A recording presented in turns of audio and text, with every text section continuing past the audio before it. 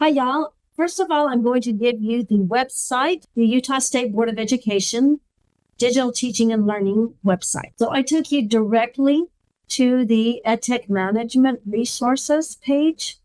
But if you want to go to the DTL grant program, this will tell you all about the DTL grant program. But we're just going to focus on the EdTech Management program.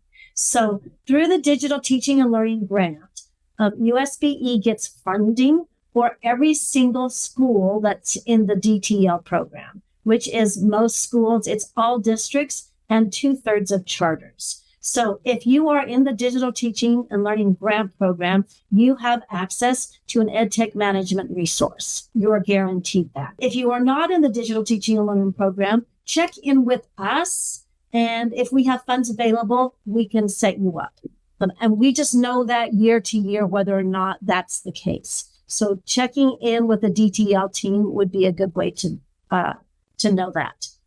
Through the Digital Teaching and Learning grant program, you have a choice of 4 different providers. And these are in alphabetical order: ClassLink, Global Grid for Learning, Learn Platform by Instructure, and Lightspeed. And so the deadlines for this past year were a little bit later because the procurement process took longer than we anticipated. And so last year's deadlines were November 1st through November 8th. This year's deadlines will be made known to you through the DTL list. If you are in the DTL program, we have your information and we will send that to you. If you're not in the DTL program, please feel free to email any one of us.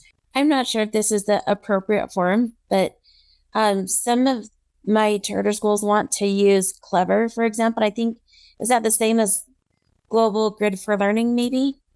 It is not. Or some single sign-on. You bring up a really good point, and I'm really glad that you brought this up. A lot of the 4 companies that met the procurement qualifications, a lot of them have single sign-on availability. And that's just a bonus. That's an add-in. So the DTL program is not meant to fund single sign-ins. It's meant to fund managing your EdTech systems, the usage that you have. So it's a bonus if you choose a program that does that. And you can tell what each program does by clicking on these links, and it will give you an overview of what the provider does as well as a video. And hello, everyone. My name is Anudra Kedden. I am the Senior Director of Instructional Technology for Utah. And with me, I have 3 other ClassLink teammates here. So if you wanted to introduce yourselves, Nicole, we'll start with you. Hi, everyone. I'm Nicole Smith, Regional VP for the West with ClassLink. Thank you so much for joining us today. Hello, I'm Barbara Nesbitt, Vice President of Product for ClassLink, and a pleasure to be here. Folks, my name is Anant. I am the Product Manager for our ClassLink solution. Excited to present some exciting things we're working on. Thank you. And our LEA representative today is Donovan Malone from Promontory Schools. And so thank you, Donovan, and we'll get to Donovan here shortly. So today's training is on how we support you in your app vetting process. And so we'll start off with that first section here. So we're going to be going back and forth between some slides and the demo site. So to really streamline the process, we at ClassLink, we just wanted also just to let you know that we've been around for 27 years and we have developed some great partnerships. So we have over 6,000 single sign-ons and 23 vendor integrations. And we have a fantastic partner portal that the partners will share data privacy agreements, terms of service and things like that. So those are automatically populated for you to make, again, to streamline that process. And as was mentioned right at the end of the main session, there's more to this than just the app vetting process, right? So once you have approved that app, what happens next? You need to roster it. You need to provide easy access and also understand the analytics on it. So as ClassLink, we are providing all of these tools for you so you can really have that complete identity and access management suite for your digital learning. So we provide the rostering, and good news for many of you, we have a API with Aspire, makes that connection super easy. And then with Roster Server, you'll be able to send out, strategically send out data. So again, further protecting that student data there. And then the Launchpad is a personalized platform. So your students will only see the apps that are intended for them. And then the analytics will provide that usage data so you can make better data-driven decisions. So this first part, we're going to be talking about the app vetting process.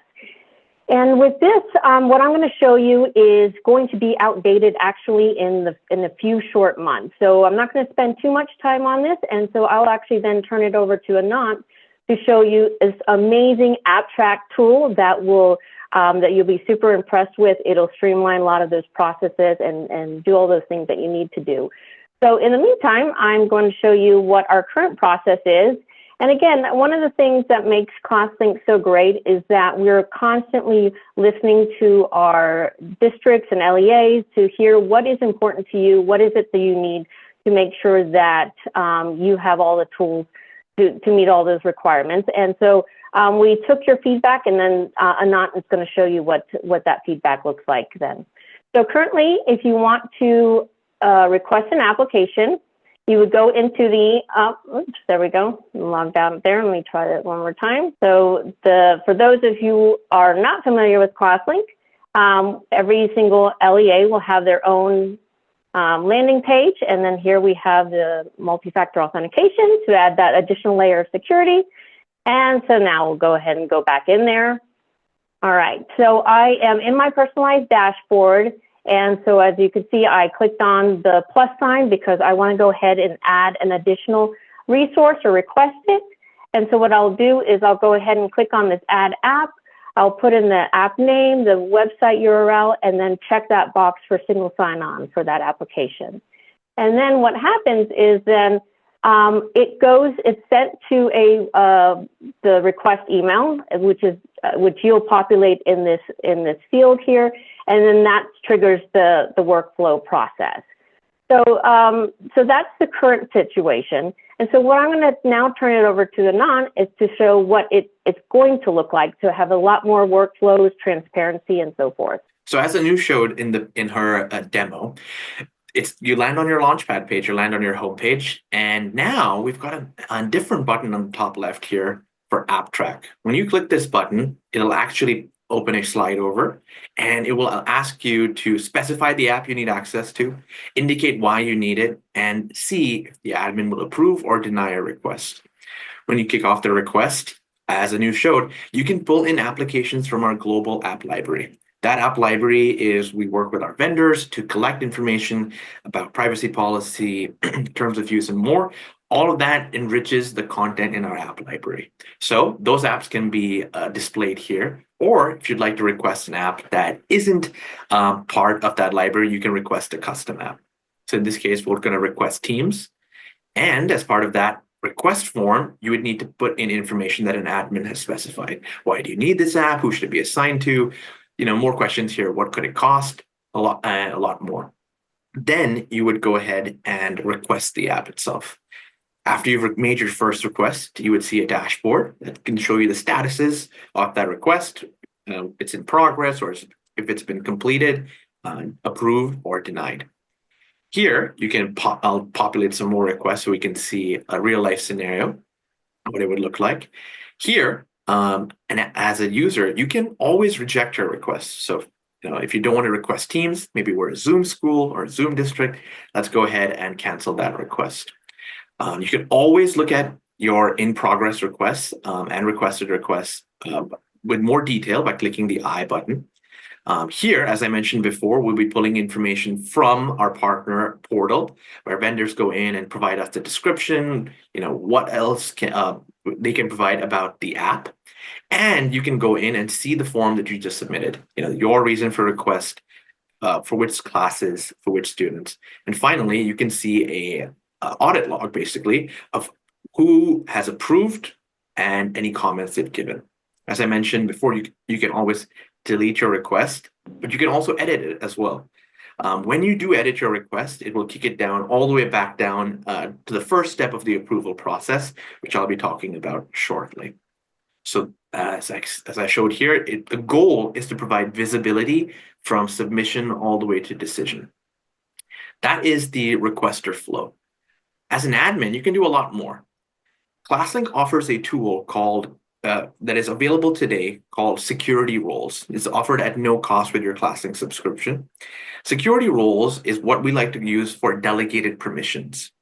This module allows a tenant admin, the controller of ClassLink in a way, to go in and delegate different permissions. Let's say you want a teacher to impersonate their third grade students.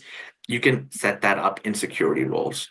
What we'll do here is create a role for each approval step. So let's go ahead and add a role. I'm going to call it curriculum. In this curriculum role, members of this role can approve apps for AppTrack. That's the description. And as I mentioned before, there are certain powers we can assign. So the first power we'll be talking about is the can approve apps in AppTrack. This would allow end users to submit that app request, like I showed you in the beginning of my presentation. Similarly, you can have requesters approve apps on AppTrack. So requesters and approvers, you can set up those groups and membership here. So let us set up the approve apps. And now that we've given them the power, we'll set up the members of this group. So let's go ahead and add some profiles.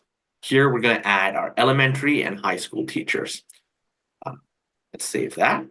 So here, the curriculum role has now been successfully set up with elementary and high school teachers who have the AppTrack power, meaning they can review applications. What would they see? Well, in our applications module, we have this AppTrack page for our admins. Here, when you land here, you will see requests pending your approval as an admin, and you will also see apps that are approved and ready to be added. But for the call, let's focus on configuration. AppTrack offers some configurations options by default. First is, as I mentioned before, apps request from the app library and outside of that app library. If you toggle these two off, AppTrack would be disabled. So let's say you're in the summer and you want no application requests for a time period, you would go ahead and turn these toggles off. For now, let's turn them on. ClassLink offers a subset of questions by default that you can choose to ask your end users, your requesters. Why do you need this app? Who should it be assigned to? What SSO method? So forth. You can always add your own question. You can add a custom question. You can type it up here. You can delete your question, and you can reorder the questions itself. Once you've set up the questions, you can preview the app. So it would show what it would look like as an end user. Right here. Finally, we can set up the approval flow. So the last step in the process is for us to select a security role authorized to approve AppTrack requests. Like I mentioned before, security roles are the things we set up for curriculum. So let's go in here and we can see curriculum right here. They've got a count of profiles, groups, and users in here. Let's assign curriculum, technology, and finance. All right. Now that those roles are assigned here, different members would get notified when an AppTrack request is sent through email and our Launchpad notifications. Here, you can remove the role if you don't want them to be notified or part of the approval process. And the main thing you need to set up here is the threshold, the minimum number to approve. In curriculum, there are 4 members. Right now, all 4 members would receive a notification for AppTrack when a new app is sent, but only 3 of those members actually need to approve. This is useful when someone is like on break or taking some time off, and they still want to review something, but they don't need to actually press the approve button. Finally, we can set the order of approval. You can set it to go left to right. So curriculum would need to approve first. They would get the notifications first. Once they've set up the approval, then technology members would get the notification. And then finally, finance. You can always reorder the structure of the approval flow. Finally, let's talk about what an admin would actually see. So this is you coming in for the first time as an admin. nothing's on your dashboard. You're all caught up. Next day, there'll be some items in your dashboard. Folks are excited to use AppTrack. Here, let's take a look at Teams. So again, as I mentioned, this information is coming from our global app library, and you can see the reason for the person's request. You can see all this information, and you can see an audit trail of previous admins, what they've approved, and a comment from them. The comment supports text, it supports links. So again, if you want to link out to like a privacy policy or some other document, you can put that here. And finally, the action would be to reject or approve this request. When I click approve or reject, it prompts me to write a comment about why I'm approving or rejecting.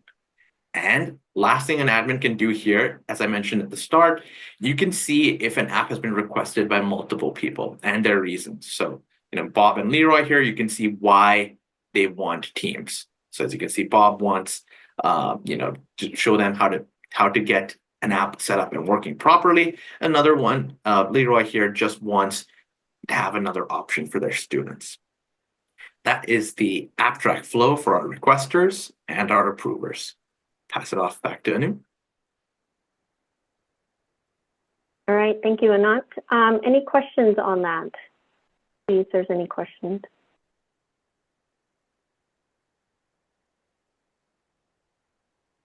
Nope.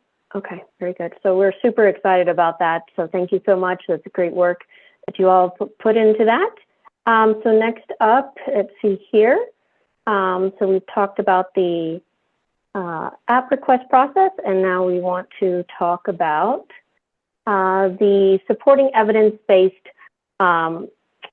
for procurement, so evaluating app effectiveness. And so what we have for you is ClassLink Analytics. And so through the DTL grant, you not only get analytics on all of the applications that are on the portal, but also Analytics Plus, which allows you to get analytics on things that if a student opens up a new tab and types in Google Meet, you'll be able to capture all of that data. So Analytics and Analytics Plus are included in that. So let me show you what that looks like. And also with Analytics, every role has access to some form of analytics. So first of all, as a teacher, what I'll be able to see is, first of all, how often my students have engaged with their digital resources. So the first time they log in, they'll get a check mark.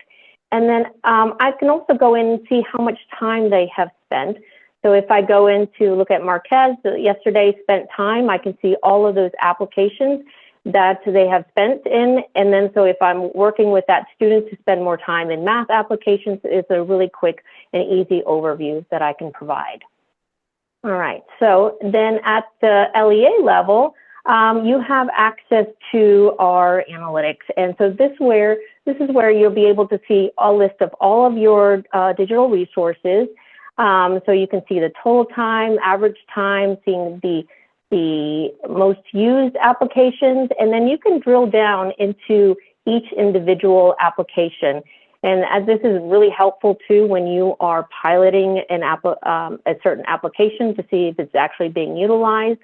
So you can see how much time students and staff are spending, how many licenses are being used, how many sessions, also time per day. I know some of the resources out there provide a recommended time on task basically for that application. So you can set that up. You'll also be able to see the most active. Also, if you're doing any kind of professional development sessions, right? So was that professional development session effective? So if you did a session in August, and so clearly that session was effective, and so you see a dramatic increase in September. You can also find in the analytics who your top users are, be it students or staff members. So when you are piloting that program, you can simply look into your analytics and reach out to your top users rather than trying to email everyone and get responses back. So there's some of the ways you can actually drill down into those individual resources. Another thing we have, because you have access to both the Analytics and Analytics Plus, so you want to get a good idea of all of the entire usage for that particular application, so Canvas. With Analytics Plus, you'll be able to see the app usage as well as the domain usage. So again, giving you that clear picture of how much of that application is being used across your LEA. There's also lots of other ways to, if you want to do comparisons, you'll be able to see what your top apps are being used at each grade level. We have a cost module that's been very effective. So this is where you can actually put in the cost of that application, the number of licenses being used, and what that cost per license is. And so that is basically what you typically see on paper. But what you need to know is more of reality, right? So here we have SmartPass, we're just for particular LEA spending $120,000 for 60,000 licenses at $2 a piece. And in reality, there's only 38,000 licenses being utilized. And so there's, it really bumps that up to $3.12 per user license. So again, gives you the ability to see the effectiveness and how much you're spending. You can also sort these by all your math apps, again, giving you a good idea of where you're spending your money, who's using what, and make better decisions on that. A few other things here too, because you also get that domain data to be able to get ahead of all of the AI resources that are being utilized. So I can just put in my search here, AI dot, and so it'll pull up all of the AI resources that are being accessed at the LEA to the top ones, and maybe we should do a formal integration with that particular resource. So it gives you a lot of visibility into what's being utilized there. And then also you can give access to different level roles. Just like Anant said, you can do different roles in the app track vetting process. You can also do that in analytics. So this way that the building principals can have access to only their resources. So then that way they're being able to see what's being utilized throughout the year. So rather than just waiting until the spring with a, one piece of, report, they're actually looking at it and making decisions along the way. So next part is the enhancing the vetting, privacy vetting and compliance, prioritizing student data protection in Utah, as well as the vendor information transparency metadata dictionary compliance. So these are kind of looped up together in our public portal. And so this is where I'm going to invite Donovan to come on to show what is currently being created in our public portal. And again, this is something that we are revamping, and Anant will come after Donovan to showcase some of the newer things with our public portal. So I'm going to go ahead and stop sharing here and have Donovan come on. I am new to the student data privacy world, so I'll start there, and also fairly new at our school. So we are in the process of switching from Clever to ClassLink, and I have been working on switching our metadata dictionary to ClassLink. So let's start there. I'm going to go to what's called the public portal, and here's our current public portal, which is our metadata dictionary. You can see at the top that we have non-approved apps, and we have apps that are under review. And then again, this is a work in process. And then I've got multiple apps that we're putting into our metadata dictionary. So just to quickly show you a few things, under the review, I have one that our PE teacher is looking at a mileage tracker. And so he submitted that, and we've got that under review at this time. And then we also have one non-approved app that was submitted, and we've rejected being able to use that, and so that shows there. And then down the list is you can see the various options. So I'm just going to pick Canvas since the state provides that for us. So I can jump into Canvas. Here it lists out the purpose, the justification, the FERPA exception, and then I've got links to their website and their privacy policies, etc. And then it provides information of where we're using it, what school. We're a small charter school, so we only have one school, but you can set which school is using it, the subject, etc. So you can see there, that's the public portal part of it. Now, let's go from the standpoint of we've added an app, it's been requested, And now how do I add it to our metadata dictionary? So I'm going to go over to ClassLink into our management console. And on the left-hand side, I'm going to go down to the portals, and I'm going to go to our public portal. Okay. And so we've got some of that set up. Obviously, here is our address for our public portal. And then this part is specific to our school. We've got the title, the description, and our header. Down here, we have the resources and collections. So I'm going to start with the collections. In the collections, this is where we have the non-approved or under review. And then you can use these assign to assign the apps into the correct bucket or collection of where it's at in the process. Okay, I won't go through that further. I'm going to go back to resources. So here's a list of all of the resources that we have currently in our public portal or our metadata dictionary. I'm going to go ahead and add an app. And so I'm going to search, and I'm going to add Utah Compose into our metadata dictionary. So I've searched for that. Again, you just hit the search. I typed in just Utah.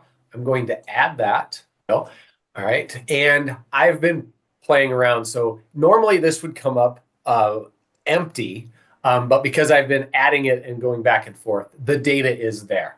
Okay. So we start at the top with the description, where we can define the purpose, the justification, and the FERPA exception. Then we can go into the type and set, selecting from the dropdown, the various types of items that we want to pick. And so you can see that I've picked assessment, curriculum, and instructional for that. And then we can pick the school. Again, we are one school, so I've picked Promontory School. And the subjects that it applies to, again, you have a drop down and you can check all that apply. Then you have the option to set the grade level that's going to use that app. And so I've gone in and set 3 through 8. We're a K through 8 charter school. So I've just picked 3 through 8. And then here's where you can set whether it's approved, not approved, whether it's under review, etc. Just the status of it. And then the platform that it works on. I turned all of those on. And then whether it's rostered. And then I've got a link to their website. In the instructions area, I've got that we have it through a state agreement. And then we have links to their privacy policy, terms of service, and all of those types of things. So I'm going to go ahead and save that. Again, that was all pre-populated because I've been playing back and forth and I had it in there and I deleted it. So normally that would be blank and you'd have to fill that out. But it was nice for demo purposes. It was all filled in for me. So I didn't have to show you my typing skills on a demo. Okay, so I'm going to go back and now I'm going to just refresh on our public portal. Currently, Utah Compose is not there. Once I refresh, then we've got Utah Compose and it's added. And then I can click on Utah Compose. And again, we have all of that information that we just entered appears here so that anybody that's interested in what we're using Utah Compose for is available in our public portal. And that's as I'm new to data privacy and also new to ClassLink.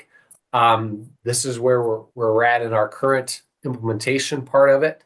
I will put a plug in. It's been great working with ClassLink. They've been extremely helpful in the changeover. Not trying to sell them, but it's been very helpful for us.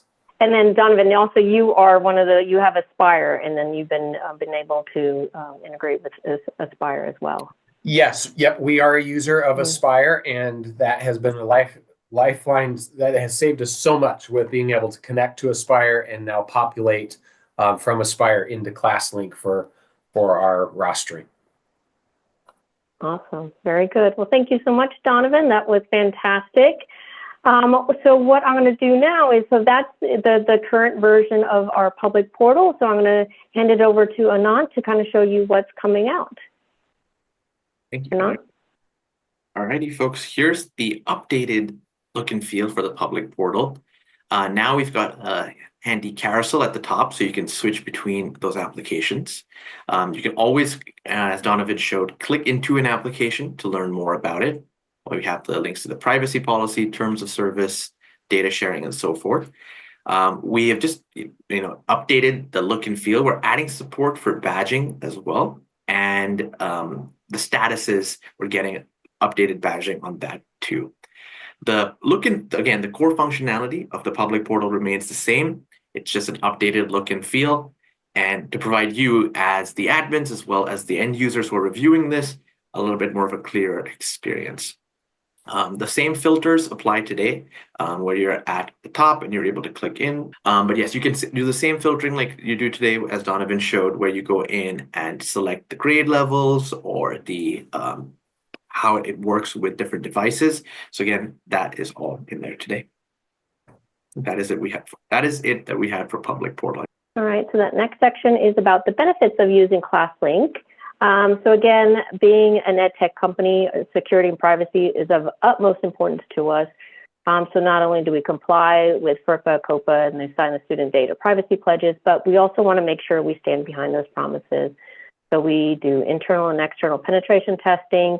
We do, we're one of the only EdTech companies out there that do all of this through stringent audits such as iKeepSafe.org, SOC 2, CSA STAR, ISO 27001, and we carry about $15 million worth of cybersecurity insurance. So know that we are constantly worried and concerned about protecting your student data. And then with the DTL grant, you get, again, like we said, that it's not just that analytics or it's not just the app vetting process, but you really need the holistic view.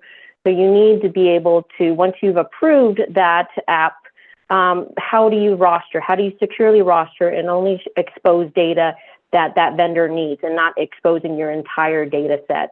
And then how do you give easy and secure access to your students, and then being able to provide those analytics? So you get everything that's included on this screen. So you get the Launchpad, so that secure single sign-on with the multi-factor authentication, the multiple options for that. The app track is now included with that. Then you get the analytics plus analytics plus, so that you can get that full picture of usage. And then also, which has been great for the tech teams, again, the account provisioning tool, OneSync, that is streamline that account provisioning process, and then the roster server, providing that secure automated rostering. And then included, so you also saw that My Classes, as I presented briefly in talking about the analytics, and then teachers can also add apps from an approved library. That's also another piece that you get, plus the public portal, parent portal, and that security center. And you can all find those at classlink.com/products.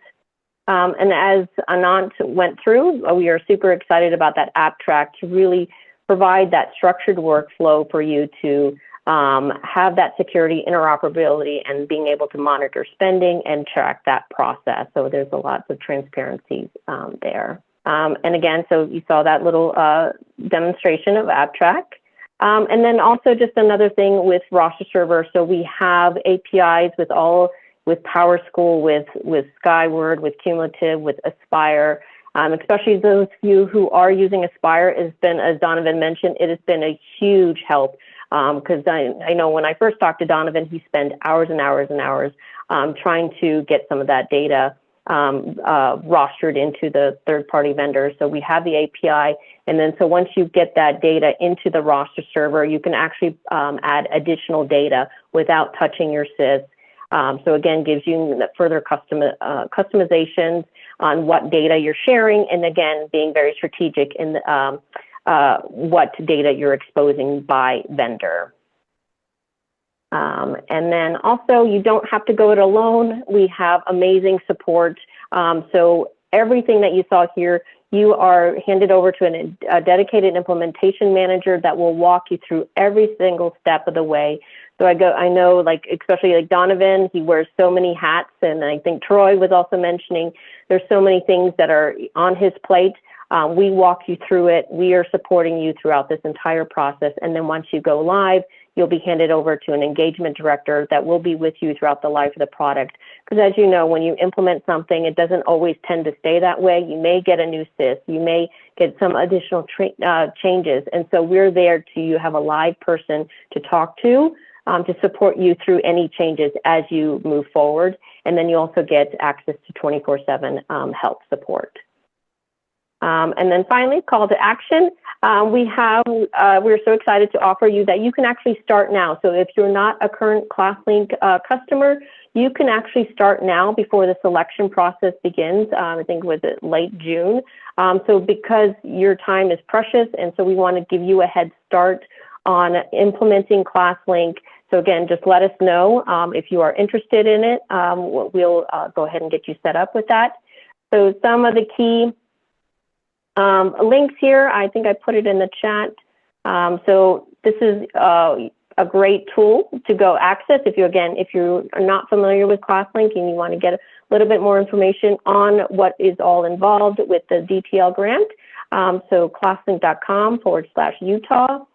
And then also we have some upcoming webinars and conferences on Tuesday, April 29th. We have some of the LEA tech directors kind of talking through how they have benefited from ClassLink. So that's Tuesday, April 29th at 11 a.m. And I will put that link into the chat as well here. Let me do that. And then we'll also be at there we go. So feel free to sign up for that. And then we're also at the UEN Tech Summit in June. So please be sure to stop by the ClassLink booth. And so again, we have all the products available to you at no charge through the USBE DTL grant. So we're super excited to be able to offer this to you. And then we also have, again, if you want to learn more about some of the AppTrack or some of the other products that we have announced, such as OneData and ThreatScan, it's on our website. If you have any additional questions, feel free to reach out to me, as well as Nicole Smith is our Regional VP of the West. So we really appreciate your time. We appreciate everyone, and Jeremy and Melanie, right? Definitely appreciate our partnership with USBE. It takes a village. So thank you guys so much. Take care.